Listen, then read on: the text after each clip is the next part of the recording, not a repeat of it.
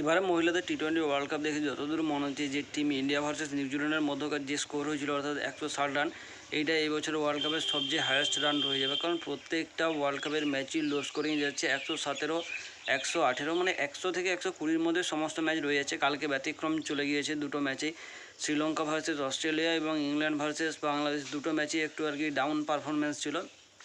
দেখতে গেলে মোটামুটি একটা ফাইট হয়েছে, যেখান থেকে না এ ভালো খেলেছে না ও ভালো খেলেছে, দুটো টিমে যথেষ্ট চেষ্টা করেছিল ভালো খেলার, কিন্তু দুটো টিমেই পারেনি। তো শ্রীলঙ্কা ভার্সেস অস্ট্রেলিয়া ম্যাচ দিয়ে শুরু করলে শ্রীলঙ্কার প্রতি যে এক্সপেকটেশন ছিল প্রথম ম্যাচেও, সেম এক্সপেকটেশনও ছিল দ্বিতীয় ম্যাচে, কিন্তু প্রথম ম্যাচে যে পারফরমেন্স দিয়েছিল শ্রীলঙ্কা, সেকেন্ড ম্যাচেও সেম পারফরমেন্সই দিয়েছে শ্রীলঙ্কা, কোনো চেঞ্জ নেই পারফরমেন্সের দিক থেকে। তো দেখতে গেলে না শ্রীলঙ্কা ভালো খেলেছে আর বাংলাদেশ ভালো খেলার চেষ্টা করেও কালকের ম্যাচ জিততে পারেন। তো শ্রীলঙ্কা ভার্সেস অস্ট্রেলিয়া ম্যাচে ফিরে এলে শ্রীলঙ্কা প্রথমে ব্যাট করতে নেমে 93 রান করে 7 উইকেট হারিয়ে, যেখানে তাদের প্লেয়াররা player of the month, player of the match, player of the series, player of the year হচ্ছে, সেখানে ওয়ার্ল্ড কাপের মতো একটা স্টেজে গিয়ে 93 রান করছে 7 উইকেট হারিয়ে। ফার্স্ট বা হায়েস্ট রান শ্রীলঙ্কার তরফ থেকে Nilakshi de Silva 29, Harshitha Samarawickrama player of the month 23 এবং থার্ড রান হয়েছে 16। তো অস্ট্রেলিয়ার তরফ থেকে আমরা যেরকম ডমিনেন্স দেখতে পাই সেম ডমিনেন্স দেখতে পেয়েছি, সে পুরুষ ক্রিকেট হোক বা মহিলা ক্রিকেট হোক, অস্ট্রেলিয়া সে তাকে তুমি যে দিক থেকে দিও, টি-20 হোক, ওয়ার্ল্ড ওডিআই হোক বা টেস্ট হোক। তো অস্ট্রেলিয়ার তরফ থেকে কাল মেগান শুট 12 রান দিয়ে 3 উইকেট, সফি মলিনেক্স 20 রান দিয়ে 2 উইকেট এবং অ্যাশলে গার্ডনার 14 রান দিয়ে 1 উইকেট তুলে নেয়। অস্ট্রেলিয়ার কাছে সময় ছিল 20 ওভারের, অর্থাৎ 120 বলের, রান ছিল 94, হাতে উইকেট ছিল 10। তো অস্ট্রেলিয়া চাইলে এটা 20 ওভারও জিততে পারতো, 15 ওভারও জিতে যাবে পারতো, কিন্তু অস্ট্রেলিয়া ঠিক করেছে আমরা খুব তাড়াতাড়ি জিতে নেব, না বেশি সময় নেব না শ্রীলঙ্কাকে বেশি সময় দেবো। তো অস্ট্রেলিয়া তাই করেছে। অস্ট্রেলিয়া 94 রান করে 4 উইকেট হারিয়ে 14.2 ওভারেই অস্ট্রেলিয়া ম্যাচ জিতে নেয়। অস্ট্রেলিয়ার তরফ থেকে সর্বাধিক রান করে বেথ মুনি 43-এ নট আউট, এলসে পেরি 17 এবং থার্ড হাই স্কোর অস্ট্রেলিয়ার তরফ থেকে 12।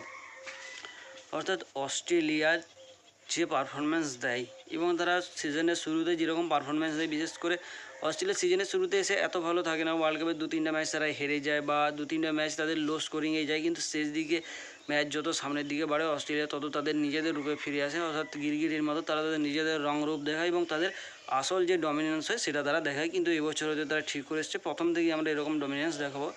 তো অস্ট্রেলিয়া ভার্সেস শ্রীলঙ্কা ম্যাচে প্লেয়ার অফ দ্য ম্যাচ হয় মেগান শুট 12 রান দিয়ে 3 উইকেট নেওয়ার জন্য। পরবর্তী ম্যাচ ইংল্যান্ড ভার্সেস বাংলাদেশ এলে বাংলাদেশের বোলারদের যথেষ্ট তারিফ করা দরকার, কারণ তারা ইংল্যান্ডের মতো টিমকে 20 ওভারে 118 রান করতে দেয় এবং 7 উইকেট তুলে নেয়, অর্থাৎ ইংল্যান্ডকে তারা পুরো কাবু করে নিয়েছিল নিজেদের হাতের মধ্যে, যেরকমটা হওয়াটা দরকার ছিল। কারণ বাংলাদেশ অ্যাকচুয়ালি হোস্ট কান্ট্রি এবং বাংলাদেশ প্রথম ম্যাচে যেভাবে খেলেছিল দ্বিতীয় ম্যাচও বাংলাদেশ সেরকমভাবেই খেলেছে এবং সেরকমই পারফরমেন্স দিয়েছে, কিন্তু বাংলাদেশের ব্যাটিং সাইড উইক হওয়ার জন্য বাংলাদেশের তরফ থেকে কালকের ম্যাচটা হারতে বাংলাদেশ বাধ্য হয়েছে। কারণ 117 রান অর্থাৎ 118 রান টার্গেট বাংলাদেশ যদি চেস না করতে পারে, সেখানে ব্যাটারদের দোষ, ব্যাটাররা ভালো করে ইংল্যান্ডের বোলারদের ফেস করতে পারেনি, যেটা প্রথম ম্যাচেও হয়েছিল। তো ইংল্যান্ড কাল প্রথমে ব্যাট করতে নেমে 118 রান করে, অর্থাৎ বাংলাদেশের কাছে 119 রানের টার্গেট ছিল, সরি আমি প্রথমে 117 বলে দিয়েছিলাম। তো ইংল্যান্ড 118 রান করে 7 উইকেট হারিয়ে, এবং বাংলাদেশের বোলারদের যে ডমিনেন্স ছিল, অর্থাৎ সেই চশমা পরা প্লেয়ারের সম্ভবত ফাইমা খাতুন, তো কাল ফাইমা খাতুন 18 রান দিয়ে 2 উইকেট তুলে নেয়, ঋতুমণি 24 রানে 2 এবং নাহিদা আক্তার 32 রানে 2 উইকেট তুলে নেয়, অর্থাৎ তারা অল্প স্বল্প রান খরচে 2 করে উইকেট রিওয়ার্ড হিসাবে পেয়ে যায়। এবং ইংল্যান্ডের তরফ থেকে ড্যানি ওয়েট একা একজন ব্যাটসম্যান যে ইংল্যান্ডের তরফ থেকে এবং ম্যাচের সর্বাধিক রান করে, দ্বিতীয় সর্বাধিক সে হচ্ছে ড্যানি ওয়েট 41, মাইয়া বাউচার 23 এবং অ্যামি জোন্স 12 রানে নট আউট থাকে। বাংলাদেশের কাছে টার্গেট থাকে 119 রানের। বাংলাদেশ কালকে 10 উইকেটও হারায়নি, বাংলাদেশ 20 ওভার খেলেছে 7 উইকেট হারিয়ে, এবং বাংলাদেশ কালকে 97 রানই করতে পারে। বাংলাদেশের তরফ থেকে সর্বাধিক রান করে শোভানা মাস্তারি 44 এবং নিগার সুলতানা জ্যোতি 15 রান করে, অর্থাৎ ফার্স্ট সেকেন্ড বললাম, থার্ড হাইস্ট করে রান 8 রান ছিল সম্ভবত। তো বাংলাদেশের তরফ থেকে কালকে ব্যাটিং সাইড খুবই দুর্বল ছিল, একমাত্র শোভানা মাস্তারি যে প্রথম ম্যাচেও বাংলাদেশের জন্য সর্বাধিক রান করে এবং দ্বিতীয় ম্যাচেও সেম, সে বাংলাদেশের জন্যই সর্বাধিক রান করে।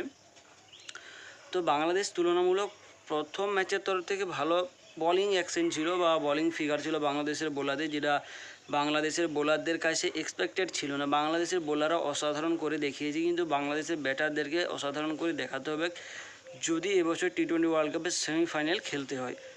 টাফ চ্যালেঞ্জিং হবে, কিন্তু বাংলাদেশের বোলাররা যথেষ্ট ভালো খেলেছে। আমাদের ভারতীয় মহিলা দলের সদস্যদের থেকে তো অনেক ভালোই খেলেছে।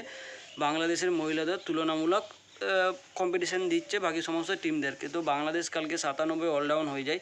এর পেছনে ইংল্যান্ডের সর্বাধিক বড় হাত থেকে লিন্সি স্মিথ 11 রান দিয়ে 2 উইকেট, চার্লি রিন 22 রানে 2 উইকেট এবং নাট সিভারব্রন্ট 20 রান দিয়ে 1 উইকেট তুলে নেয়।